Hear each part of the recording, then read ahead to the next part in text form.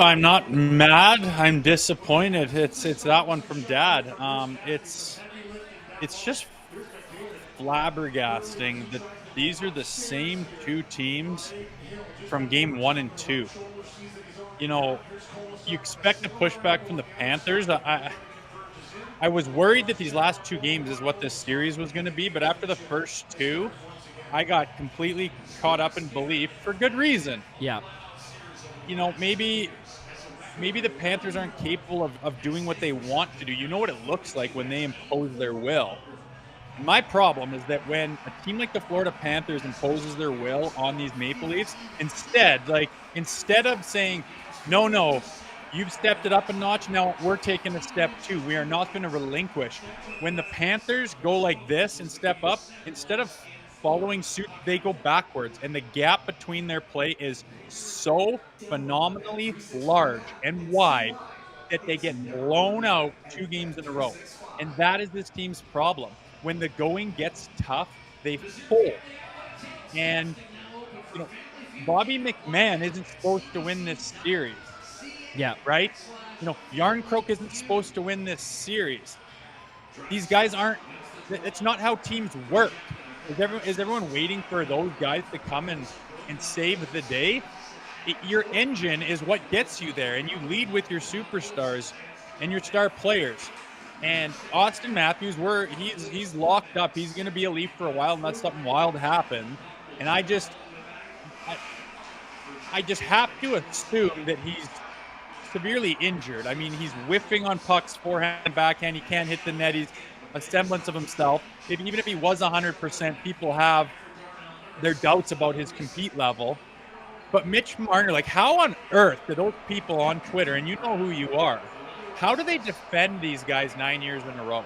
No. Mitch Marner has one style of play and one style of play only. And when the going gets tough, all he has to offer is a spin around, no look, backhand sauce up the fucking middle. And that doesn't cut it in the playoffs. It never has, and it never will. You can pull that shit off in the regular season. It's 82 games of grind. You're going to catch so many players and so many teams on an off night who just aren't quite dialed, but you're going to get the best teams with their best preparation playing their best hockey in the playoffs. And when Mitch Marner runs up against that, he has nothing else to offer. And those fucking pirouettes that he does in warm-up is how he wants to play the game. And how do people defend it anymore? You are not winning with this player leading the charge. You're not. He could go be a secondary piece on some other team that has some heavyweight big boys and big-time players, and maybe he'd fit in and could have some success because he's got lots of skill, but he's not leading any NHL team anywhere important. He doesn't have any other layers to his game. He is one-dimensional. He doesn't want to get hit. He can't play in time and space. He wants to hit his breaks. He wants to do shit from the outside. He wants to be fancy. That's all he has to offer. How much more do you need to watch? Are you guys ridiculous? How do you keep defending this? It's not just Mitch, but that guy needs to lead the charge. Austin's hurt and mangled, and we're still going to have him. So I'm not going to pile on Austin Matthews. Yeah, it's disappointing. I would have wanted a hell of a lot more out of him. But that's a drubbing. And again, when one team steps up, you need to follow suit. And you should have expected that from the Florida Panthers. But it's like the Panthers just reach in their back pocket and pull out kryptonite. And they just melt. The Maple Leafs just melt. And it starts with your big boys. You can see it at the start of the game. You have to respond. And the first line was doing dog shit. Matthew Knies is dumbing and chasing the puck by himself. You can't find another blue jersey. He's on his own. He's entirely on his own. Yeah. Nobody is good enough to dictate against the Florida Panthers when they're playing that game by themselves.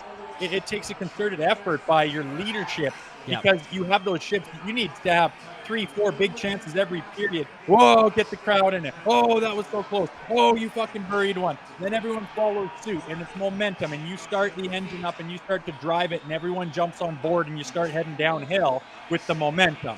Yeah. But they kill it. They absolutely kill it.